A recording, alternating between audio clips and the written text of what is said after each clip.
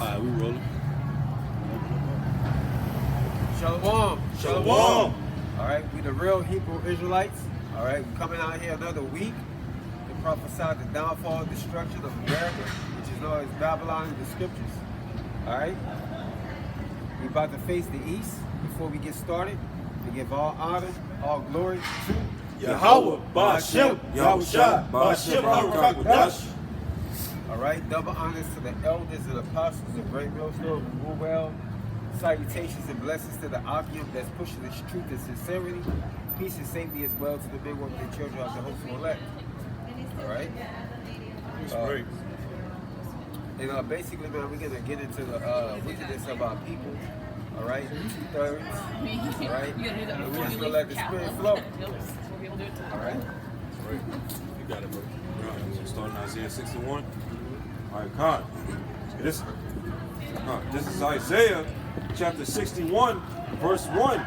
The Spirit of the Lord power is upon me, because the Lord hath anointed me to preach good tidings unto the meek. That's right. Come on. You gonna read that one more time? God, Isaiah 61, verse 1. The Spirit of the Lord power is upon me, because the Lord hath anointed me to preach good tidings unto the meek. That's right. The Spirit of the Lord is upon his men to what? To preach his gospel. All right. Unto what? The people, the meek, which is the 144,000. Right. All right. Unto the what you said among you?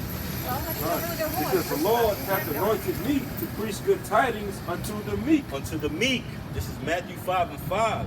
It said, blessed are the meek, for they shall inherit the earth. That's right. Blessed are the meek, for they will inherit the earth. Man, it's speaking about the elect. All right, because 2/3 of our nation, all right, they're prideful and they don't care about hearing the words of the Lord. All right, they trying to fulfill the lust of their flesh, man. All right, they don't want to humble down and consider that the men are out here speaking the words of the Lord. All right, they think that they're above, man, but this ain't about us. It's about, us coming back as a unit, as a nation, to what? Yahweh Shai, righteousness. Hey, that's a beautiful precept, bro. It's that word meek. That word meek, it says meek is gentleness of spirit, meekness. Meekness towards Yahweh is that disposition of spirit in which we accept his dealings with us as good, and therefore without disputing or resisting. That's right, because whether the Most High, like in the book of Job, shall we receive good and not evil from the Most High? So we accept the disposition because we know that being in this truth, we're going to get some good and we're going to get some evil, man. We're going to have some good times, we're going to have hard times, man. But guess what? Our spirit is going to still remain what? All right? Mildness, all right? That same spirit that's what? Not breaking, not folding. And these they got a thing on social media where these jakes put out where it got a little bit of meat on it, a little bit of something. It said, I've been through everything in 2021. I've been through hell and back, but guess what? I didn't fold, and that's some truth to that, man. But that truth applies to the elect, man, because they're talking about they've been through hell and back for the world. The scriptures tell you what? Suffer for righteousness' sake, man. Not as a nigga. We don't want to suffer as what? A 2/3 out here. We don't want to have 2/3 problems. That's a whole nother avenue. I'd rather suffer as a man of the Lord than somebody out here in the world operating under the method of a 2/3. And it's backing you up. It says in the Old Testament, the meek are those who wholly rely on the Most High rather than their own strength to defend against injustice. Hey, that's beautiful, man. Like the brother you said.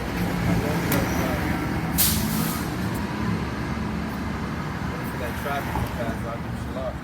But say that one more time. But that's right. It says, the meek are those who wholly rely on Yahweh Ba'ashem Yahushai rather than their own strength to defend against injustice. God, and that's what Jake does, bro. All right? Jake, man, that's the thing, that's the beauty, man, of the hopeful elect. Now, we rely on Yahweh Ba'ashem Yahushai whenever we go through bullshit, man. All right? When we go through hard times, we rely on the Lord. All right? We don't have no backup plan. Me and the brother was talking about this on the way back, all right, from camp yesterday, bro. All right, we rely on the Lord, man. Jake always looking for a plan B, bro. All right, and the plan B is usually what? Oh man, I can't make rent this week, so I'm gonna try to go sell some drugs or something. All right, that's what Jake does. Or I'm gonna go rob the store. I'm gonna go rob his neighbor. All right, I'm gonna go kill him for what he has, bro. Instead of relying on the Lord. Right. And it says, thus, meekness toward evil people means knowing the Most High is permitting the injuries they inflict, Right. that he is using them to purify his elect, That's right. and that he will deliver his elect in his time. Right, and that's the chastisement of the Lord. That's the chastisement of the Lord putting you through the fire, all right, and testing you, man, making you right to be a judge on the earth ultimately. You know what I'm saying?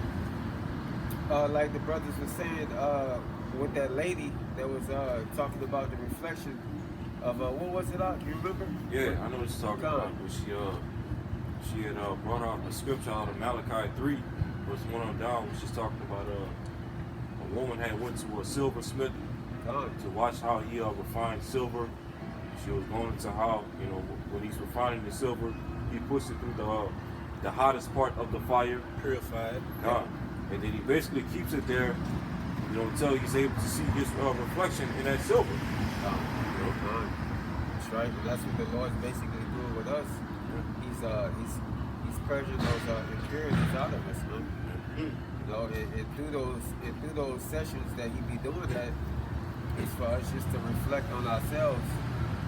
It's for us to reflect on ourselves and you know, pretty much cipher out, you know, the impurities, man.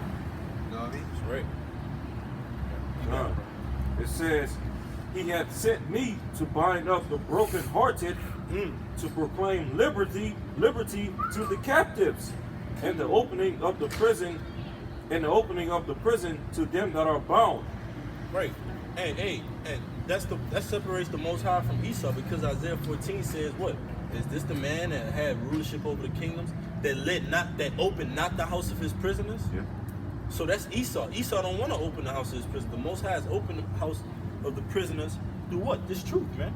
All right? Just backing you up on my Isaiah 41:17. When the poor and needy seek water, who's the poor and needy, man? What's this water? This truth, this life. Because this life takes an average man walking around here clueless to what's going on, unaware, and puts that awareness in him. Puts that spiritual knowledge in him, man. All right? Puts that breath of life in him. All right? It says, when the poor and needy seek water and there is none, and their tongue faileth for thirst, I, the Lord, will hear them. I, the power of Israel, will not forsake them, man. So the Most High is telling you who he is. He identifies in the scriptures what power he is, what power he's over. He tells you he's the power of Abraham, Isaac, and Jacob, the power of Israel, man. So he's directing his what? His blessings, but also his wrath at our nation first and foremost, man. So shall we receive good and not evil from the Lord? If thou come to prepare the Lord, serve thyself in temptation, man. And that's what we're doing out here, telling our people, man. In the midst of this confusion that's going on, man. Just like our people on a schedule, they come out here and say, oh, Jenny, let's meet downtown Lafayette for 2 o'clock every Saturday, every Friday and Saturday. That's the same thing we do, man. Let's meet downtown at certain times and bring out the word of the Lord. Tell these people their transgression, man, because they want to keep in that same steed and that same schedule, all right, of folliness. We're going to keep our same spiritual schedule, man, until the end. You got it, huh? Verse 2, Isaiah 61, verse 2, to proclaim the acceptable year of the Lord and the day of vengeance of our power, to comfort all that mourn. To proclaim, and how do we proclaim this, man? The Most High says what?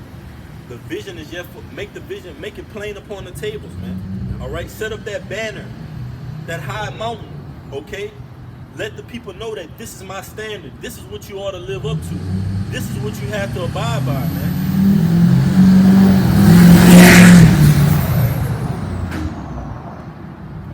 Yeah, he did that on purpose, man. All right? Nobody wants to hear your funky ass engine, man. All right? The chariots don't make sound. They dip in and out of dimensions like we move our feet, man. All right?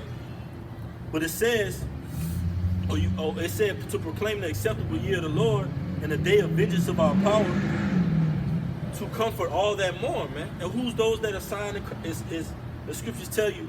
Get it real quick, backing you up, Emmanuel. All right.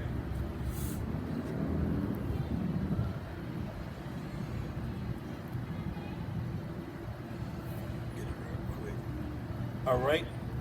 This is the book of. Oh man. Go ahead, I'm gonna get it real quick. All right, Con. Oh, so, Found it? you got it. I'm about to grab it. I'm still looking for it. All right, come, because we're basically out here preaching this word, proclaiming liberty to the captives, to those that mourn. Okay, we're proclaiming our comfort to those that mourn, and ultimately, who are the ones that's mourning right now, that's sighing and crying, like the brother saying, the elect. Okay, because those of us that are of the hopeful elect, we're crying to Yahweh Shema Shai, all right, for that tawab, that spiritual mark, to be exempt from judgment. Okay, and we've been comforted here in these latter days through the word, the scriptures. Okay, because this word is likened unto a counselor for us. Because here it is, like the scripture says in Isaiah the 1st chapter, the whole head is sick. Those of us that's currently walking up to the shoot right now, before we walking up to the shoot, we were sick in the head. We were dealing, had all types of demons on us, doing all types of wickedness in the world, eating all types of abominable foods. But then ultimately, the Spirit got on us at some point in our lives to seek answers and to sigh and cry, okay, for all the things that were happening around us, during our lives at that time. Well, now we found that counsel and we found that comfort in these scriptures through the Holy Spirit being sent on down. Y'all brothers got it. That's right. You talking about? I got John 14. But you close to like. I got 14. Okay. Just backing you up. Read that last part about mourning the money. All right, Con. This I'll read it. Isaiah 61 verse 2, to proclaim the acceptable year of the Lord and the day of vengeance of our power, to comfort all that mourn. That's right. This is Ecclesiastes 7:1. A good name is better than precious ointment. In the day of, because ointment can what? It can relieve you. It can have you feeling good for that moment. But your good name will live on after you die. All right. It says in the day of death, then the day of one's birth. Because we came into this world with shackles on us, man. Social security cards, labels, agenda set against us, enemies already. When you come out the womb, we got enemies. All right. And when you go up into the spirit world, it's peace, man. All right, you're back in your right mind. It says, it is better to go to the house of mourning than to go to the house of feasting. For that is the end of all men, and the living will lay it to his heart. Sorrow is better than laughter, for by the sadness of the countenance, the heart is made better. So when you're going through things, the Most High puts you through tribulations. He refines you, purifies you. All right, your mind is made better because you have experience, man. All right, and the scriptures tell you, it's in Hebrews that meat is given to those of full age. So you gotta deal with the milk at a certain time. Then you build yourself up to deal with that meat, because a baby is what you're dealing with him. He's drinking milk. You know what I'm saying? It's solid. Liquid foods. Then he can work his way up to the solids, man. Things that are harder. All right, things that are harder to digest, man. But as those things become we'll be able to digest them. The scriptures tell you what? He that increases knowledge increases sorrow, man. It's not going to get better for us, but guess what? We're being purified for a point of time where we're going to have to lead the nation of Israel, man, under Yahushua and King David, man. We're going to have to do what? Tell slaves to look, do this, do that, giving out orders, man. And in order to do that, you have to be right up here, man. You can't be corrupt. You can't be somebody that's just full of greed, ready to just on a power struggle. Hey, you do this, you do that. Nah, man, the Most High says what? The meek, the low in spirit, man, the poor, the needy, man. Those that thirst after righteousness. Y'all brothers got it. You had one you said you had 1 Thessalonians, right? You had that scripture where it talks about they that be in trouble, something like that. Yeah, you got it. I got second. Yeah, I think it's 2 Thessalonians, the 1st chapter. If you got it, you can read it because it goes right in with the scripture I just read. Actually, it's 1 Thessalonians. Okay, yeah. I mean, Which one you was talking about? It was let me see. Let me find it. Because it's in Thessalonians. I think the one you're talking about is first. That's the same one I'm talking about. Oh, is it? It's in Second Thessalonians. It is? Hold on. Yeah. Second Thessalonians 2:2. No, Oh, Second Thessalonians 1 and 6. 1 and 6, verses 6 and 7. You got it. Bring it up. Good. Bring it out more. All right, this is Shabbat. Second Thessalonians 1 and 6. It says, "See, it is a righteousness with Yahweh." Shabbat. This is my son. This is Second Thessalonians 1 and 6. It says, "See, it is a righteous thing with Yahweh to recompense tribulation to them that trouble you." Mm-hmm. And that's righteous, man. The Most High says, and everybody loves a good what? Payback, get back story, right? But we can't. The scriptures tell you, vengeance is mine. Says who? The Lord, man. The Lord is the ultimate avenger. He can get any payback or get back or revenge you thinking in your mind that you can want from your enemy. The Lord is thinking on that 1,000,000 times more, man. He's the ultimate avenger. And look what it tells you in Wisdom of Solomon, the first chapter. All right, that's the story of the life of a prophet, man. The righteous stand in great boldness in the face of those that afflicted them, man. All right, getting that revenge because what? They counted our life as madness, but guess what? In our end to be without honor or glory. All right, but then they saying within themselves that what? They were sorrowful because the whole time we were out here preaching this word, they could have been doing what? Joining in on this heritage, joining in on this good news, but they forsaked it, and in that last minute when the Most High is beaming us up, now you want to be regretful and sorrowful, man? No, man, you're going to join with the rest of the weeping and mourning and gnashing of teeth in that lake of fire, man. That's what your place is going to be in. Our place is going to be under Yahushua, and the men that he set up from the foundations of the earth, we're going to bring back the nation of Israel, man, through our loins, man. Because just as it was in the beginning, we were fruitful and multiplying. We're gonna be like that in the kingdom of heaven, because it's gonna be as Eden again. So in Eden, from the beginning, we were doing what? Being fruitful and multiplying. So it will be in the end, man. What's the storyline with you 2/3 out here saying what? We're not gonna have sexual intercourse in the kingdom, man. That's madness, man. All right, but a 2/3 or a Jacob heathen nation will say that, but in the next breath, they out here being a pedo, man. All right. Contradicting themselves. You got it, right? Salaki. They did for these chicks, that make the claim that we're not going to have sex in the kingdom. Well, if that's the case, then what's the point of women being saved? Because the scriptures tell you in 1 Corinthians 11 that man was not made for the woman, but the woman for the man. Okay, and why was the woman made for the man? For one, to be his helpmeet. Okay, helpmeet in righteousness. All right, then two, for the woman to be a vessel for that man to continue his legacy through his seed. So if we're not going to have sex in the kingdom, then what are the women going to do? For all eternity. Right, man. That's right. Yeah, I just want to make that quick point. All right. You got some more? You can read 7. All right. 2 Thessalonians 1 and 7. It says, "And to you who are troubled, rest with us when the Lord Yahushua shall be revealed from heaven with his mighty angels." All right, man. Those of you that's troubled, okay, you rest with us. Because in this house, all right, this spiritual house, so to speak, that's where the comfort lies. Okay, and as I just read earlier in Isaiah 61 and 2, to proclaim the acceptable year of the Lord and the day of vengeance of our power, to comfort all that mourn. Okay, so we're here, for those of you that trouble, to comfort you through these scriptures and to let you know that, Yahushua is getting ready to come back. It's getting ready to wipe away all the tears and all the sorrows from our hearts, from the things that we go through in this world, especially from Esau, Edom. Okay, and that, we're gonna, receive new bodies and rule in the kingdom forever and ever. All right, over these heathen nations. Yeah, brothers got it. Right.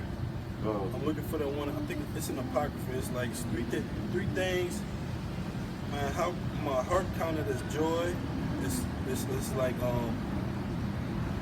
to have the joy with your children and go to the vengeance of your enemy. Yeah, to see your enemies fall. Come Yeah. on, I know what you're talking about. Yeah. I know what it is too. I can't remember the chapter and verse though, but I know what scripture you're talking about. But yeah, man, the Most High is gonna grant us that vengeance, man. We don't need to. The scriptures tell you we don't need to take things into our hand. Our weapons are not carnal. Yeah. We don't go out here and bear arms and starting up militant groups and recruiting troops, man. The Lord is gonna do that. You got it? Go ahead, brother. This is Sirach 25:7. It says, there be 9 things which I have judged in my heart to be happy, and the 10th I will utter with my tongue. Go A ahead. man who hath joy of his children, and he that liveth to see the fall of his enemy. He that what? He that liveth to see the fall of his enemy. Right, and we want to live to see the fall of our enemy, man. To see the fall of the society. We don't just want to read about it. We want to live to see it, man. Right. We want to see this place because when you see something happen that you've been waiting on and praying for and asking the Most High for, and you actually see it before your very eyes, man, there's no greater feeling, man. Even this wicked dude, Tupac said there's no greater joy than getting revenge or something like that. He said, man. I was literally just thinking of that. I was literally just thinking of that. God, man. Yeah, Con, you got You it. can speak on it, bro. No, you got it. Yeah, so that's a good thing, man. The Most High even claims that, man. But you wicked Negroes, Latinos, and Native Americans, y'all want revenge off of O Block, No Block, O Block, everything else, man. These next corners that Esau runs, man. That the housing administration runs, man. That Section 8 runs, man. All right, we want dominion because that's the mindset of a king, man. A king wants rulership, all right? A king don't just want a house or a little bit of land or apartment, man. We want entire planets, continents, man. All right?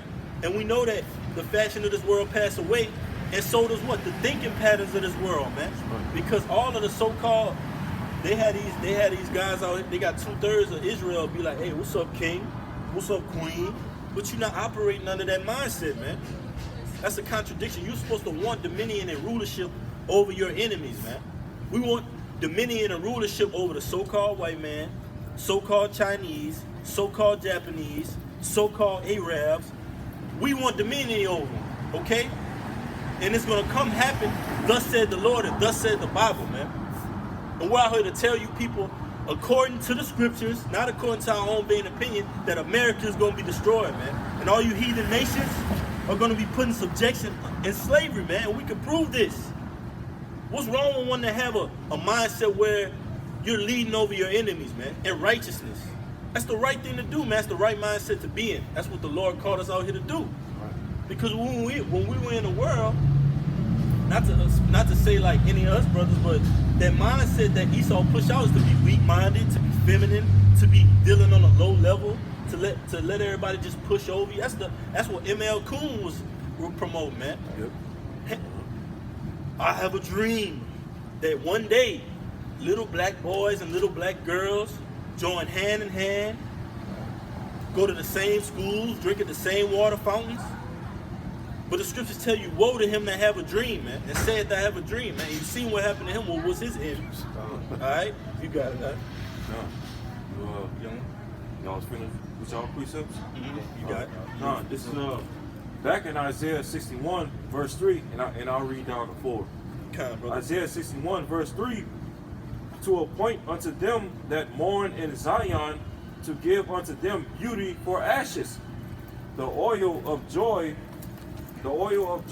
for mourning, the garment of praise for the spirit of heaviness, that they might be called trees of righteousness, the planting of the Lord, that he might be glorified. That's right, man. And that's how the Most High, read that latter part again, All right, Con. It says that they might be called trees of righteousness. Right, because in Genesis 2, I believe it tells you what? I saw man as what? Men walking as trees, man. Get it real quick. And I got a precept too to further prove that the elect are likened unto trees. All right. Yeah. Just give me a second. While This is Genesis 3:8. And they heard the voice of the Lord Yahweh walking in the garden in the cool of the day. And Adam and his wife hid themselves from the presence of the Lord amongst the trees of the garden, man. All right. So these different nations, and Luke 1:7 tells you that these different nations, all right, as well as Israelites, were likened on the trees, man. But guess who's that righteous branch? That righteous tree? Israel, man. All right. Guess who's that abominable branch? Esau, Edom, man. These other nations. It's not hard to understand that what? The Most High chose a good nation, a good seed of the field, all right? And he chose what? A wicked seed, man. And it's crazy because these people in America complain about all the things they go through. All the trials, the so-called tribulations, the headaches, all right? The bruises, the bumps. You go through good and evil, right? So why can't the Most High choose a good seed and an unrighteous seed, man? Come on, man. Make it make sense. You got one out. You got it out. All right, Con. This is Psalms 92, verse 12.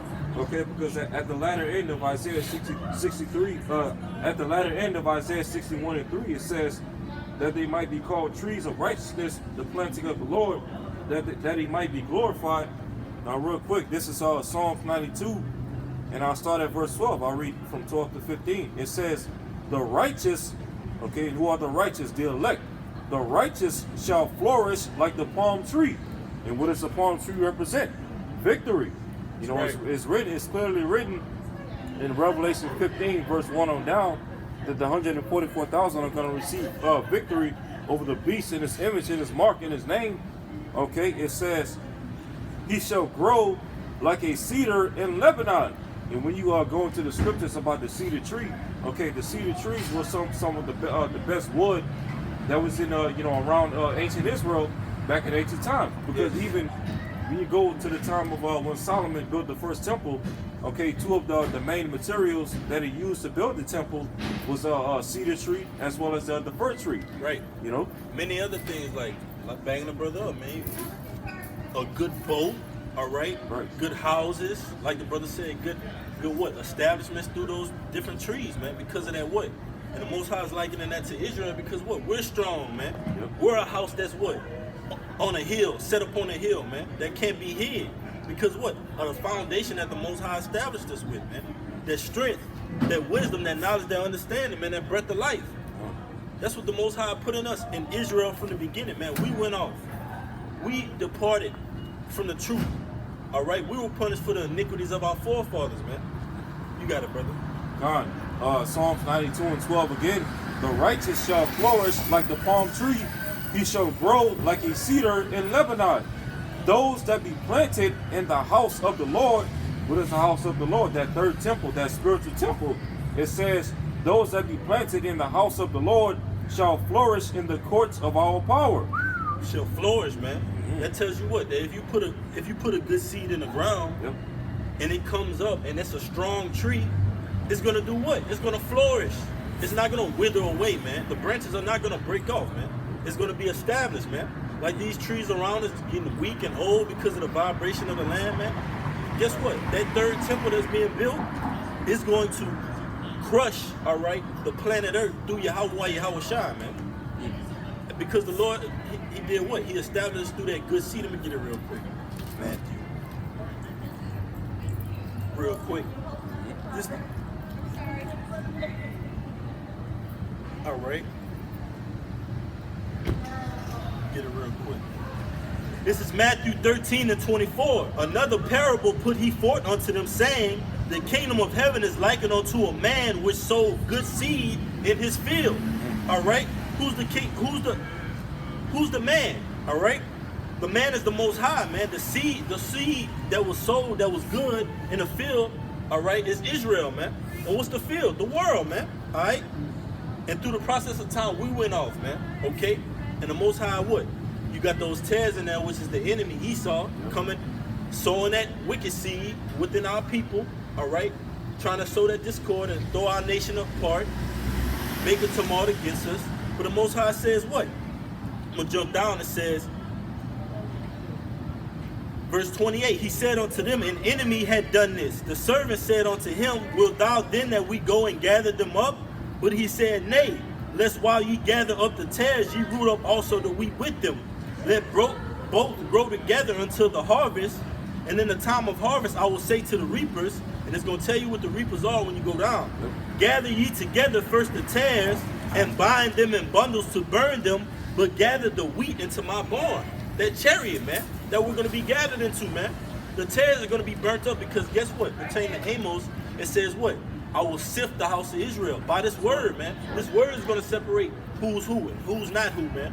Who's of the chosen seed, who's of the wicked seed, man. And I'm going to jump down a little bit. It says, Matthew 13:37, he answered and said unto them, he that soweth the good seed is the Son of Man. The field is the world. The good seed are the children of the kingdom, but the tares are the children of the wicked one. The enemy that sowed them is the devil, Esau, Edom, all right, the deceiver. The harvest is the end of the world, and the reapers are the angels. Right. That's right, man. As therefore the tares are gathered and burned in the fire, so shall it be in the end of the world. And what fire is that, man? That nuclear fire is going to rain down here in America, man. Oh, and that's the place of the wicked. All right?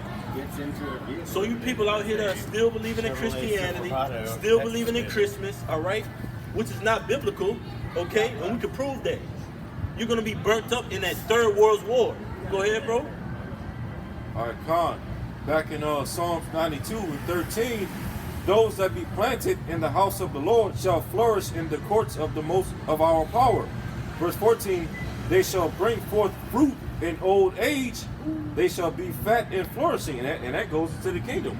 You know, once we're in the kingdom with those new bodies, and we live into old age, so to speak, we're still gonna bring forth fruit. Meaning what? We're still gonna be able to have children.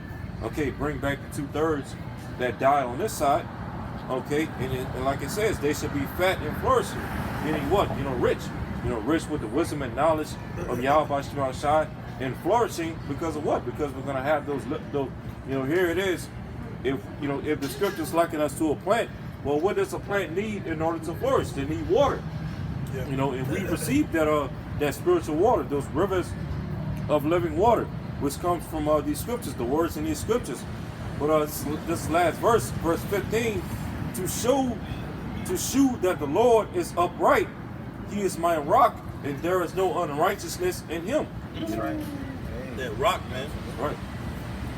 Go ahead, brother. I got to put that back in there, brother. This is Matthew 7:18. And it says, a good tree cannot bring forth evil fruit, neither can a corrupt tree bring forth good fruit. Shalakia. And basically, like the brother was saying, is that we're going to have the laws written within our inward parts, man. All right. So therefore, what we can only bring in good fruit, man. All right. Bring forth, righteousness. Yeah, I was gonna say just let that noise play. But yeah. That's meat on that too. But you can keep elaborating, brother. I'm gonna bring it down one more time. This is Matthew 7:8. All right. It says, a good tree cannot bring forth evil fruit, neither a corrupt tree bring forth good fruit, man. All right, so the nation of Israel is gonna bring upon the earth good fruit, man. All right, because again, like I said, we're gonna have the laws written within our inward parts, man. All right, so we're only gonna be able to teach good. All right, and the scriptures, all right, are what? The rivers of living water. All right, and like the brother said, water earlier, we're going to be able to nourish what? Nourish, water brings forth nourishment, man. All right? And that's what this word is going to be. All right? And we're going to be the word. All right? And we're going to be teaching. All right? Yeah. You got something? We'll continue on that. Yeah, Verse 19, it says, Shalakia. It says, every tree that bring forth not good fruit is hindered down and cast into the fire. Hewn down, man. All right? And the Most High is doing that through what? Back in that Matthew 13. Those tares were what? Separated from the wheat. The wheat went into the barn, and the tares were what? Cast into the fire, man. All right? And it said, brother said, every tree that bringeth forth not good fruit is hewn down and cast into the fire, man. the elders of apostles on down to the least of us, we brought in good fruit, man. All right? And the scriptures tell you the parable of the talents, man. One man did what? The Lord gave him talent. He brought forth some. Other one brought forth some. And what happened to the one that did what? Hid his talents. All right? The Most High casted him out, man. Because you don't have this truth cannot be hid, man. The scriptures tell you it's better to hide folly than hide wisdom, man. We don't want to hide this truth. We want to broadcast it to the world because guess what? When we start bringing out this truth, we see the red faces, all right? We see the frowns. We see the discord in your countenance, man. And that's the Most High telling you, man, to get right, all right? For that appointed time is going to come where we're not going to be out here on the highways and byways. Me, I'm wise, Amanya, the elders, apostles on down to least of us, Baton Rouge, New Orleans, Lake Charles. We're not going to be out here, man, for too much longer. And we see it happening, man. The things that they're doing on this so-called platform that we prophesy on, man. They're trying to restrict us from saying certain things. Even bringing out the truth, man. The scriptures tell you, what? Though I be rude in speech, but not in knowledge, man. We come out here with that rude, rough, rigorous, all right? Because Yahweh Shah was an austere man. We're coming in that same accord, all right? Because when you got somebody drunk and staggering, and they about to walk across the goddamn street and get hit by a car, you say, whoa, hey, bro, chill out. Calm down. Calm down, like, whoa, don't go across the street, you about to get hit by a bus, right? That's what we're spiritually telling our people. Look, man, don't go back into the world, depart from her, because when you go back into the world, you're going to end up in that lake of fire. You're going to be hewn down.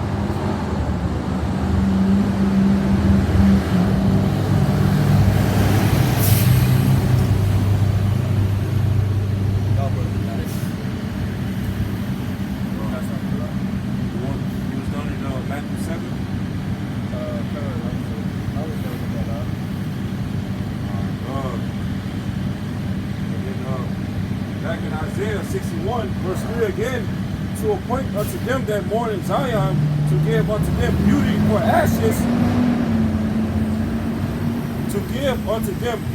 ashes, the oil of joy for mourning, the garment of praise for the spirit of heaviness, that they might be called the trees of righteousness, the planting of the Lord, that he might be glorified. That's right, man. And the Most High gave that to Israel, man. Because what? Through the law, through the wisdom, we're established in the earth. If we didn't have if the Most High wasn't dealing with Israel and he didn't give us the wisdom, knowledge, and understanding of these scriptures, how would we stand out in the earth? How would we be known as the chosen people? We wouldn't be chosen no more, right? And we would just be like any other. The Most High says he created them diverse in their ways. If the Most High didn't diversify us to have this truth, we would just be like the other nations on the planet Earth. What separates us right now? What separates the nation of Israel from the rest of the people on the planet Earth? Right, we operate under the law. We operate differently from the entire planet Earth, man. We don't eat the abominable things they do. We don't celebrate the abominable holidays. We don't carry ourselves. Our anastrophia is different, man.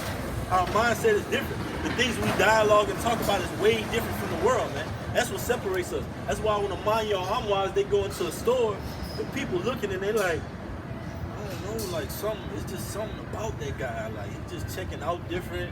He's scanning his food different. He got different stuff in his basket. Read the label. What do you read the label for? Yeah, why this guy? God, why is he's been looking at the back of the label of that meat for 5 minutes, man. What's going on? Is he a doctor or something? Yeah, man, we doctors of this truth. We doctors of the law, man. We tell our people what? We forewarn them. The scriptures tell us that we're warners. We blow that trumpet. We tell our people what? Don't do this or this will happen. Doesn't a doctor tell the people that? If you do this, then you're going to have this disease. You're going to have this prolonging ailment. All right? And we do that spiritually through the truth, through the wisdom and knowledge and understanding, man. You got it, bro. All right. And like it says in the latter part of Isaiah 61:3, that they might be called trees of righteousness, the planting of the Lord, that he might be glorified. Yeah, because ultimately the Lord is going to bring us, okay, he's going to plant us up as trees of righteousness, okay, and put the law, statutes, commandments in our inward parts with those new bodies to ultimately bring us back to that first estate that we were once in the beginning, after Elohim, and then ultimately trickle down to the sons of God before the flood. Because here it is, when you read about the story of the sons of God, Okay, basically the sons of God were the chosen lineage of the Most High before the flood to, basically push, the legacy and the image of the Lord throughout the entire earth. But of course, we know, when you read Genesis, that ultimately the sons of God fell, okay, was brought forth the flood. But now the sons of God are back, through namely the elect. Okay, so the Most High is raising us up in the spirit, okay, in righteousness, through our faith, teaching us this word, okay, through the spirit, through our, apostles and elders and whatnot, okay, to ultimately bring us back, to the judges that we were from the beginning, the sons of God, to do what? To glorify Yahweh Shema Shai throughout the planet Earth, once again, like we was before, That's right. And just backing the brother up, when you go into those names in Genesis 5, they list them as what? The antediluvian patriarchs of Israel. When you go into patriarch, that's a male head of a family, man. Yep. All right? That's a cut to what? Oh, well, I'm not who my father is. Well, why? In Genesis 5, before the flood, it says there were patriarchs of an Israelite origin, man. What's that all about? Since you're the seed of your mother, okay? You don't want to be the seed of your father, man, because in America they do what? They try to feminize the so-called Native American, Latino, and African American male, man. They do what? You can't come into this job unless you shave your face, shave your beard, bald head,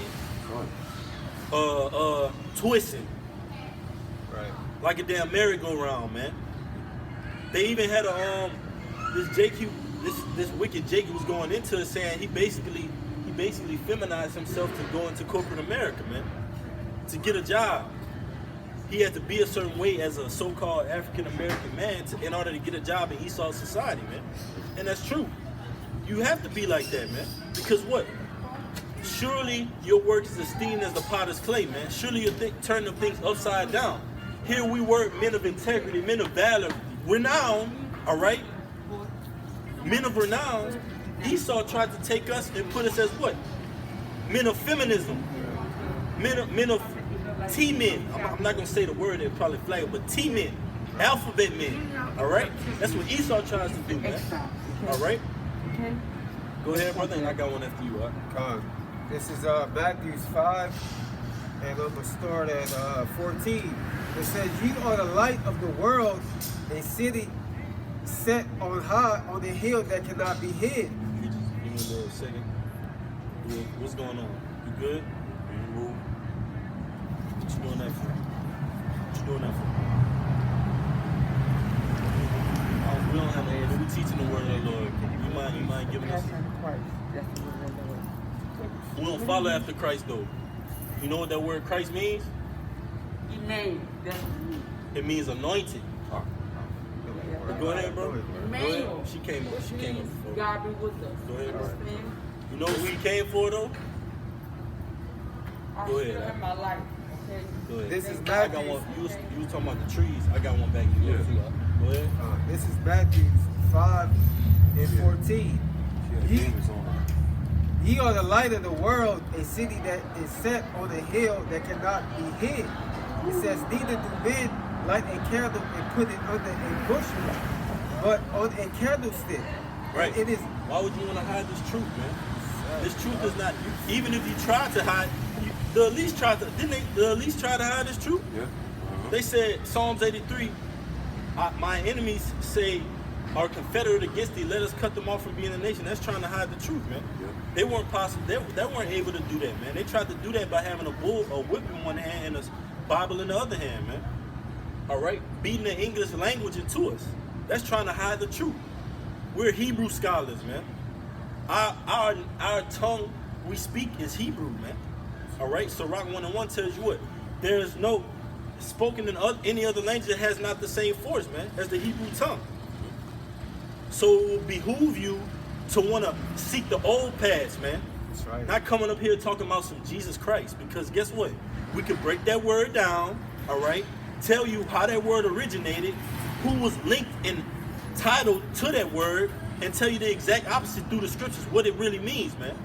And we can identify the Son of Man, all right? The Son of who you ignorantly call God, man. He was a dark-skinned man from the tribe of Judah, pertaining to Revelation 1 and 13, man. In Hebrews, it says, evident that our Lord sprang out of the tribe of Judah.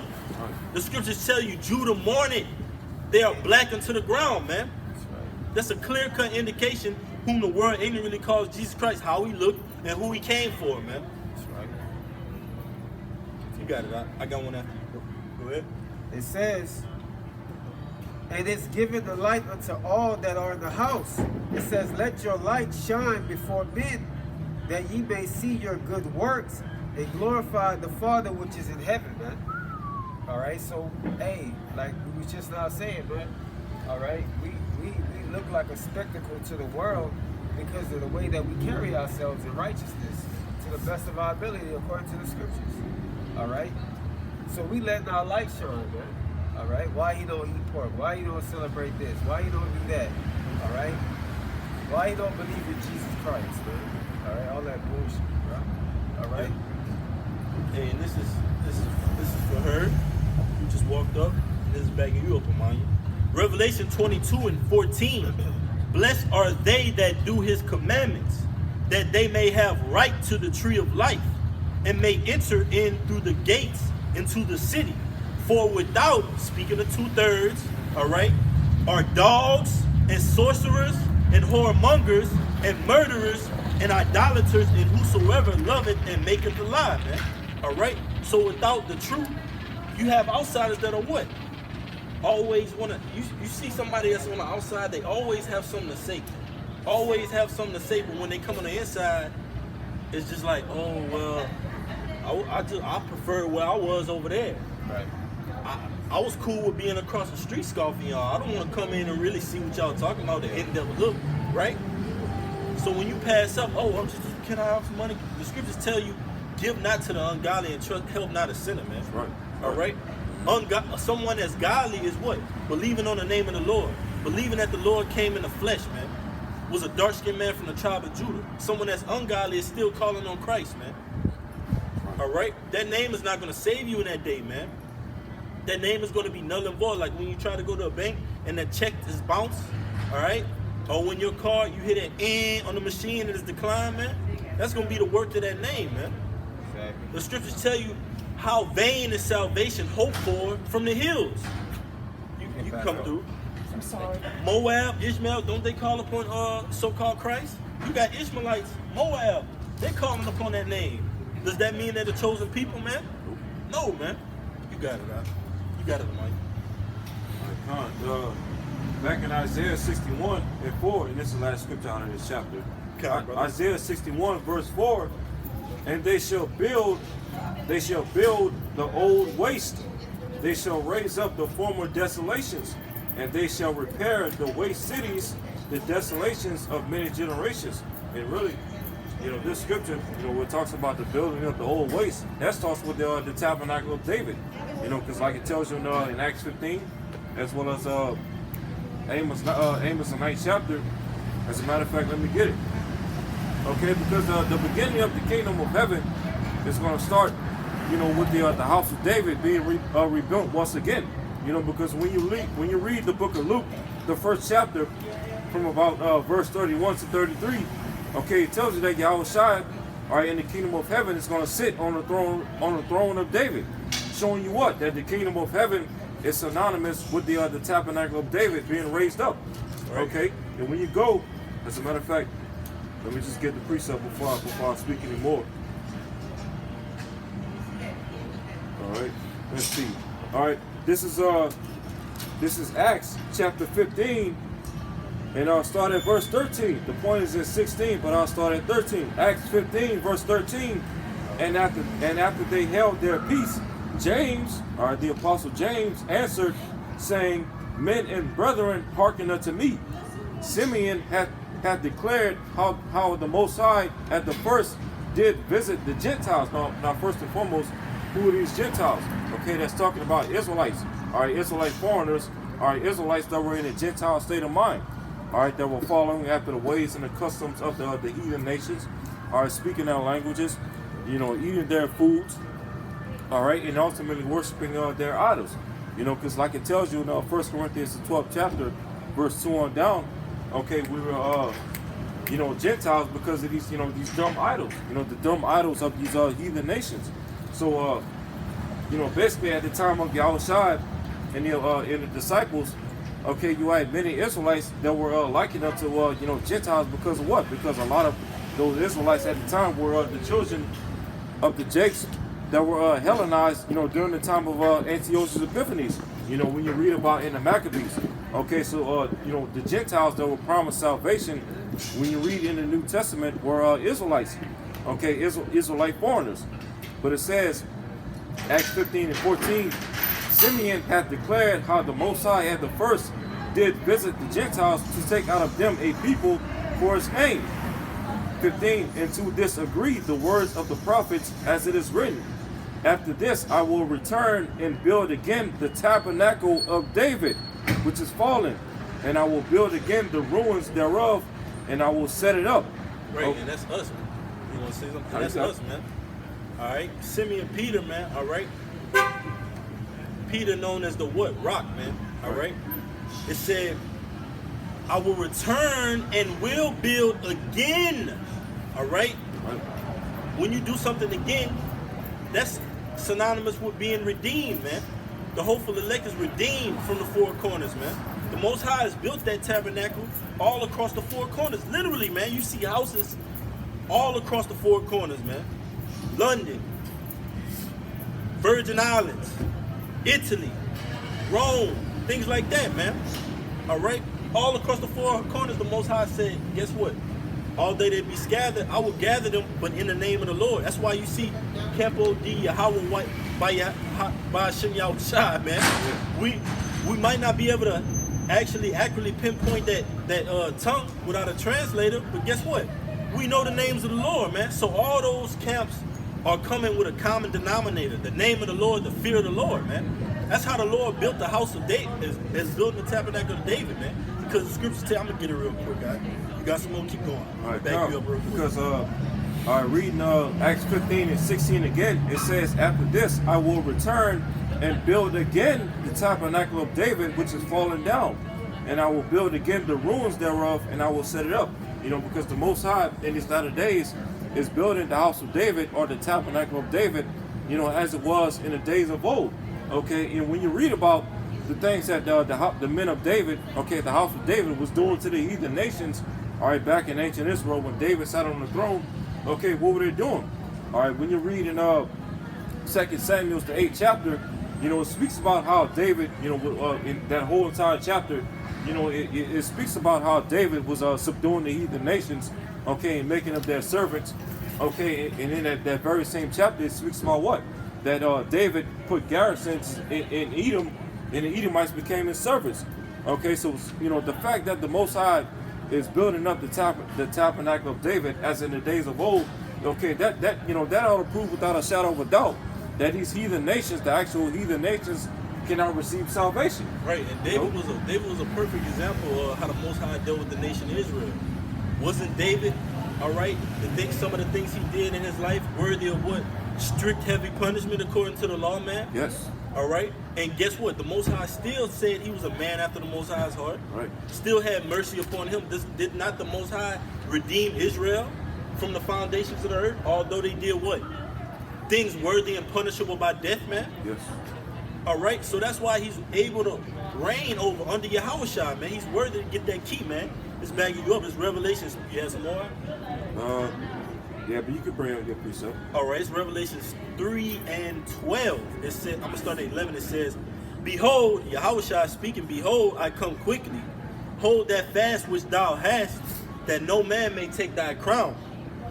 Him that overcometh will I make a pillar in the temple of my power, and he shall go no more out, and I will write upon him the name of my power, and the name of the city of my power, which is New Jerusalem, which cometh down out of heaven from my power, and I will write upon him my name. So guess what? The scriptures tell you, on earth as it is in heaven, man. We're on earth right now, but the Most High is building us. He's establishing us right here on the earth. We're going to be beamed up, and we're going to come down, man, from out of the heavens, man. Literally establishing that new law, that new temple, all right? That tabernacle of David, man, King David, all right? Because he's going to be back on this earth if it's not back now, man. You got it, bro.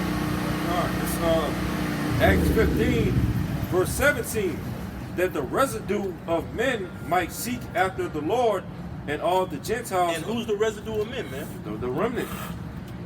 All right. When you look up that word resident in that verse, it literally tells you remnant. That's right. And it's a key clue to telling you that that's men of the Lord, because it says the residue shall what? Go ahead, That the residue of men might seek after the Lord. After the Lord, man. Huh? Who's able to seek after the Lord? The elect, man. Right. Which are out of the nation of Israel. Okay? Let's not be simple-minded here, man. The Lord didn't come for everybody. All right? And he's going to make that known whether you like it or not, man. Whether you, in your own mind, want your next-door neighbor who's Moab to be saved, that you've been buddy with on a job all your life, man, that's on you. That's on your body, man. That's not what the Lord says. All right? And you're going to block your way of salvation trying to save somebody else, man, of another nation, man, who the Lord didn't come for and didn't die for, man. That's an abomination. That's a slap in the face to the Lord. For him to go through all that pain and persecution for the nation of Israel, a specific amount of people, and now his people are turning his back on him and saying that he wants the heathen nations to be saved, man. Teaching that in the planet Earth, getting money and filthy lucre off of that, man. Come on, man. The Lord's going to deal with you, man, in due time. And the brother Amwar's got a bang or two bagging you up, Bob. This is Amos 9 and 11. In that day will I rise up the tabernacle of David that is fallen. That is fallen. That and close up the breaches thereof, and I will rise up his ruins, and I will build it. And how does the Most High going to close up the breaches, man? Because there's certain Israelites that are what? Teaching different doctrines, teaching that the Most High is a blind-haired, blue-eyed Edomite, teaching that the Charagma is not the MOB, man. Come on, man. That's not in the scriptures, man. The scriptures tell you anyone that take it away from these words, all right, going to be cast in that lake of fire, man, roughly paraphrasing, all right? It's not going to be a good judgment for you if you try to take the words, this holy word, and twist it and turn it for your gain, man. And we're seeing Israelites do that at an all-time high right now, man. Coming on their own accord. That self-doctrine, man. That's not in the scriptures. Go ahead, brother. In that day will I rise up the tabernacle of David that has fallen, and close up the breaches thereof. I will rise up his ruins, and I will build it as in the days of old. Days of old. That's right. Go ahead. You got it out? Go ahead. It says, I will raise up his ruins, and I will build them as in the days of old, because the Most High, guess what? The first temple was destroyed, all right, Babylon. Second temple was destroyed, 70 AD, siege of Masada, all right? But guess what? The third temple, matter of fact, let me get it real quick. And then after you make your point, after you make your point, get your next precept. I got some precepts going into how, what was it like under the house of David during the days of old. But y'all got it. All right. It's Revelation 21:3.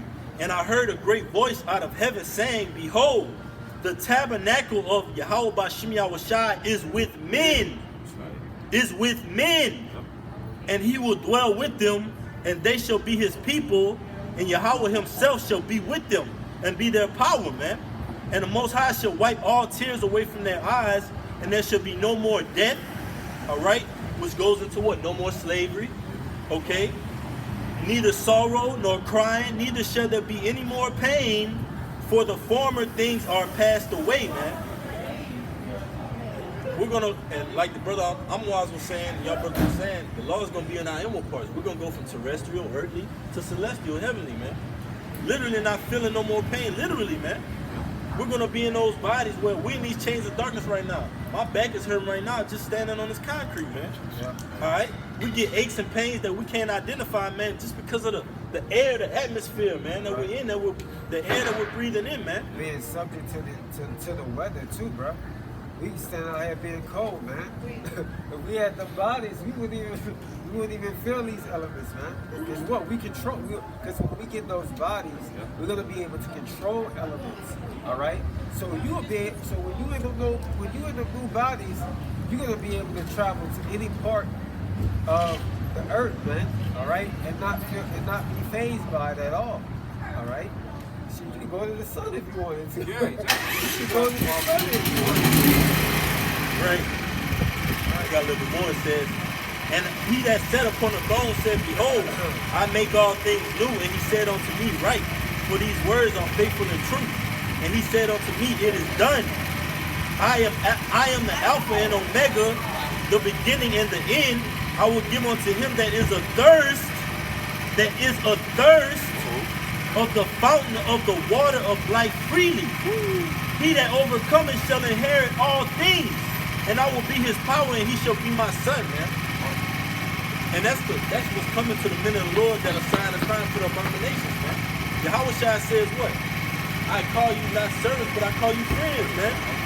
And how do you deal with a friend? You look out for him. You watch over him. You don't just let anybody talk to him any kind of way, man. That's real friendship. That's real brotherhood. That's real love, man. Even when he's not around. Somebody trying to talk about one of y'all brothers not in y'all presence, man, you stick up for him, man. That's what Yahushua did for us, right? Didn't he stick up for the nation of Israel? Alright? Go ahead. A friend is someone who tells you all your deepest secrets. Okay, that's what you've been given during these Saturdays. During these Saturdays, you will do this work. You've given the secrets on the mysteries of the Most High. I know, man. Yeah, like the brother Alpha Walk was pointing out earlier in Amos 9, Most High said that he was going to raise up the tabernacle of David as in the days of old. Now, real quick, I got 2 Samuel, the 8th chapter. All right, and I'm going to read verse 2. If I was a shot, I'm going to jump around in this chapter as well to bring out some more edification. All right, this is 2 Samuel, chapter 8, verse 2. As a matter of fact, I'll start at 1. And after this, it came to pass that David smote the Philistines, who are the Philistines. The Philistines are descendants of the Egyptians. Mizraim. God. Mizraim. God. Go ahead. It says, and after this, it came to pass that David smote the Philistines and subdued them. And David took Mephibosheth out of the hand of the Philistines. Mephibosheth out of the hand of the Philistines. So David smote and subdued the Philistines, or Egyptians, Ammonites. All right, now check this out. Now verse 2. And he smote Moab, and measured them with a line, casting them down to the ground, even with 2 lines measured each to put to death, and with 1 full line to keep alive. So the Moabites became David's servants and brought gifts. So ultimately, David and his men was in power back in ancient Israel. Okay, he dealt with the Moabites. He divided them up into basically 2 single file lines. All right, one line that it was, have to put to death because it wasn't right. Whether they had, certain things going on physically or just, they were flat out wicked. Okay, he had to put to death. And also the other line, allowed them to live and spare their lives. Okay? And then it said that the latter part of that verse, that what? The Moabites became David's servants, became their slaves. Right now, you want to say something? Yeah, because David, that's the mind of the king, man. Right. When you got enemies just around, guess what you do? You lay low. If you're a king, you lay low to those enemies, man. And we've been having that complex with Moab, man. We've been smiting Moab, right? Because in the scriptures it tells you that that left-handed judge during the time of the era of judges, I think it was I'm gonna get it, but he came what? He subdued the king of Moab, and then what? With his left hand, cut his belly open, man. That's what we were doing to our enemies. But we know during this time we're waiting patiently because the scriptures tell you what? Patience of the saints. Here is the faith and the patience of the saints, because we know the stories of old, like the brother Maya bringing out. We know what we're capable of. We know what we do to our enemies, man. But guess what? We're gonna wait upon Yahushua, man, to give us that order. Because with that inheritance, the scriptures tell you, actually, I'm gonna get it real quick, back you up, right? Back you up. This is the book of Psalms chapter 2, verse 8. Actually, me and I shall give thee the heathen for thine inheritance. Do you think the Most High was just letting King David subdue those enemies and those heathen without asking of the Most High, man? No, man. King David wrote a lot of the book of Psalms, man. He was going in, pleading with the Most High, asking of the Most High, making intercession, man. Lord, please, how long? Don't let my enemies reign over me. And the Lord was giving him permission to what? Smite his enemies, man. It says, in the uttermost parts of the earth for thy possession. You got it, all right? We're going to get a couple more. And this is jumping down. I hope that thing will blow up. Hey. I'm gonna sit up the church, man. Go ahead. All right, jumping down. This is 2 Samuel chapter 8, verse 6. Then David put garrisons in Syria of Damascus, and the Syrians became servants to David and brought gifts, and the Lord preserved David whithersoever he went. David made the Syrians a servant. Okay, and he put garrisons in Syria. And when you go to that word garrisons in the Hebrew, okay, basically means like a military post. Okay, like a post, you know, where you set up a certain bit of this house, okay, to occupy that region of that land, so that, you know, once the people, the heathen nations of the land will go off. Okay, basically you will give them the green light to come down on them. Okay, now jumping down. Jumping down again. You want to say something? Hold that real quick down.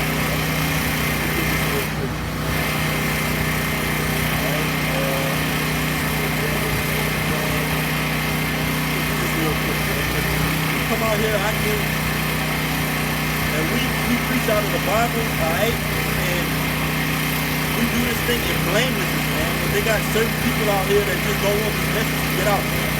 Alright, so I can go with it, alright, just repeat after me. Basically, you can throw this paper, alright, repeat after me, alright. Yahweh, Ba'ashem, Yahushua, Shalak, Ra'ab, Wa, Anah, Al, Awayim, Wa, Yahweh, Wa, Abayamawan, Wabakusha, Shapat, Babo, Shapat,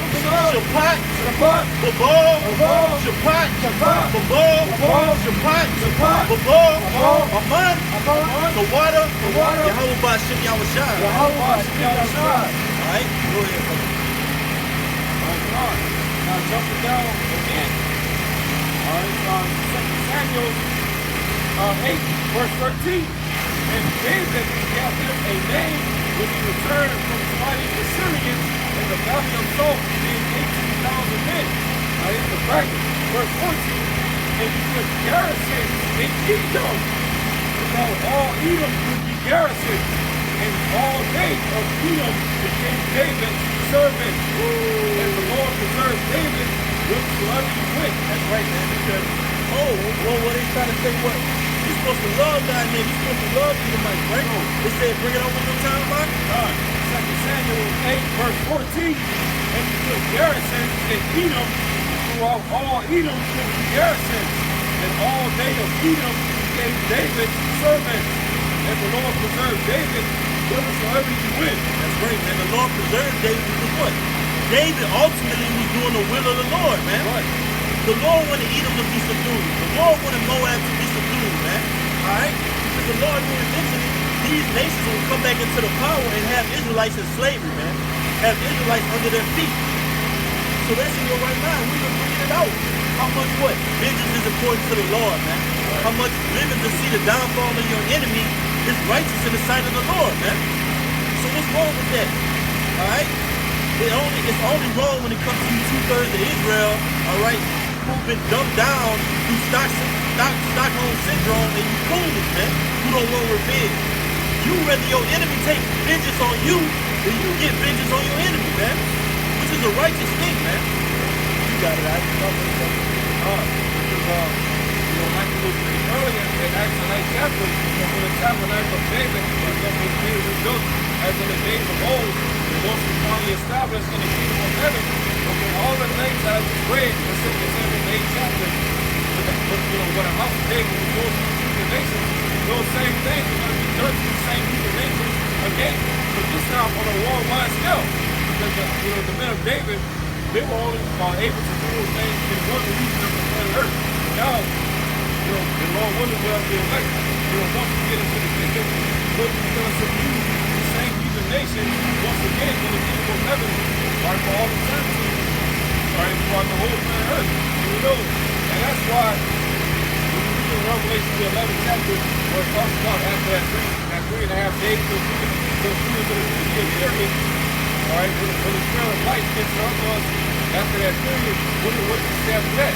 That fear fell upon them, great fear fell upon them that saw them, because these heathen nations, the elites of these heathen nations started to be elites of these elites. They know that when the Spirit got on us, when the Holy Spirit came on us, we have to wake back up to our nationality and come back to the Almighty God. They know that that marks the significant end of their rulership. Right. All right? Go ahead, bro. This is Revelation 2 and 25. But that which we have already hold fast till I come. What do we have already? This word. We have the ability to want to lead righteously, man. You think the Most High will be dealing with men that were just ready for Esau to rule over more? All right, or ready for Esau to do what? To lord over us for another century or two, man? The Lord's not dealing with that because the Lord knows what's in our mind. The Lord knows whether you thinking in your head, well, I'm out here on the highways and byways, but literally, I ain't got no problem with Esau ruling over this place. The Most High knows that, man. Go ahead, bro. He that overcometh and keep my works unto the end, to him will I give power over the nations. All right? And shall rule over them with a rod of iron, as the vessel of the potter shall they be broken to shivers, even as I received from my Father. All right? So that's the rule. He's going to rule over these nations. All right? With a rod of iron, man, with a sword. All right? Physical sword, right? And a spiritual sword as well. He's going to be casting judgment on these other nations that we need to keep in the back. Yes, but you say we're going to meditate terror on them, man. Literally. That's spiritual power, man. You got it, brother. Let's go. Because, you heathen nations are the Edomites, the Moabites, the Syrians, the Hamites, the Edomites, and so on and so forth. All right, get ready. Because when the house of David is set up in the kingdom of heaven, the garrison's coming back. All right, all that slavery that David and his men put up on you in the ancient times, that's all coming back to you. All right, you deserve it. Right. Hey, Lord, what is edifying, man? And the Most High judge this place that we're standing on, man. All right? We're going to turn the face east and give infinite honor and praise to Yahweh, Bashim, Yahushua, Bashim, Yahushua.